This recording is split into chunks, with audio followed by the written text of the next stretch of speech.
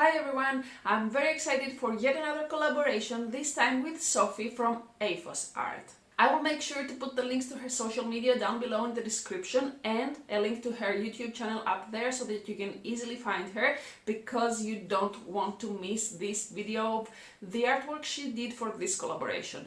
Trust me, you want to watch this. Not just this time, but she's an amazing artist and you want to check her out both on Instagram and YouTube and anywhere else you can find her. I will let her introduce herself with a little video, and right after that I will get straight into the time lapse for this artwork right here, which I created for the collaboration specifically. Bye for now. Hi Myrto! Thank you so much for doing this collab with me. I'm really excited to see what you come up with, as you always manage to include such amazing colors and creativity in your pieces. So I think you're going to make something really amazing. So for you, my followers have decided that you have to work in the Nordic mythology theme and your piece have to center around an animal. For colors, you have to work in a more moody scale and you have to incorporate flowers. So have fun with it. I can't wait to see what you come up with, and yeah, let's go! Okay, so now that you got to meet Sophie too, let's get straight into the time lapse. The first thing I did once I learned that I was supposed to create something about Nordic mythology was to look a little bit better about the myths. I do like mythology, but I'm definitely not an expert and I haven't read much of the myths, so I had to do my research before creating this piece. Of course, I knew about Thor, mostly because of Avengers and the movies, not because of the mythology itself, but I really wanted to learn more before deciding what I wanted to paint. I found a few different myths. I read about wolves and ravens and Thor's hammer and Odin and all of this interesting stuff. A lot of other myths too with other animals, but wolves and ravens seemed very tempting to me. So I started creating a few sketches with a wolf, a raven, the hammer. I tried to make the composition work, but it didn't. I just couldn't make it work. I don't know why. I couldn't make those three things work the way I wanted them, and I gave up on the idea. Having two ravens, because in reality the ravens that give Odin the news at the end of the day are two, was a little bit weird. So I decided to simplify it. One raven, Thor's hammer, lightnings, a nice magical atmosphere, and I was done.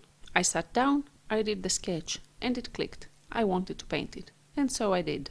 Since the composition was not that complicated, I picked a small surface to work on. I didn't want to make this huge because I didn't plan on adding a bunch of details. A small 9x12 Gessobord seemed perfect for it. I also like to paint flat on my desk, the same way I do with watercolors, so I took the opportunity and tried oil painting like that.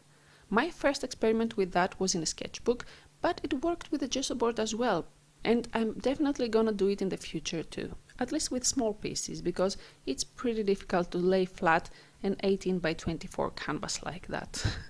I had the color composition ready because of the polls that Sophie did in her Instagram account, so I didn't really have any trouble with that. I like the colors anyway because they are the colors that I'm usually using, and my main concern was to make sure that the raven actually looked like a raven and not a crow, and also to stay neutral with the hammer because of copyright issues.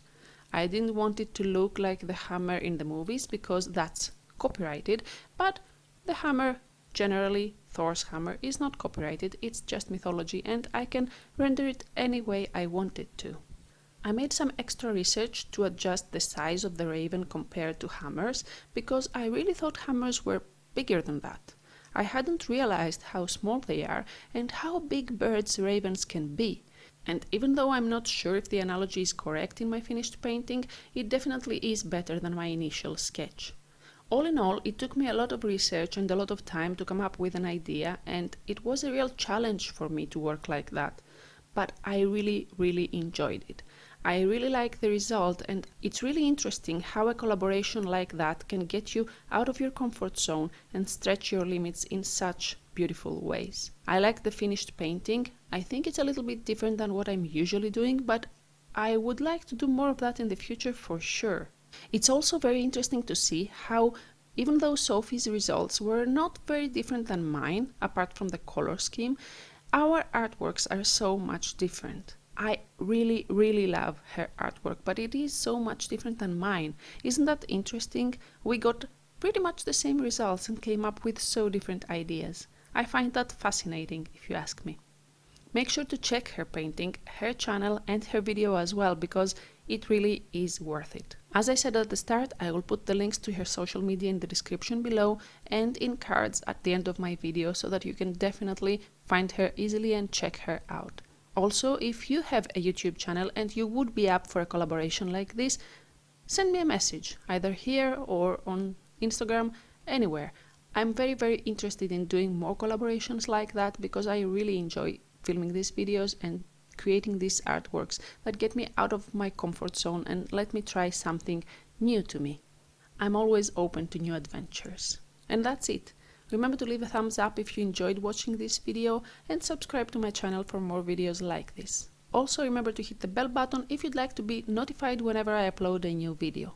I hope to see you on the next one. Until then, be safe, be happy and keep going for your dreams. Bye!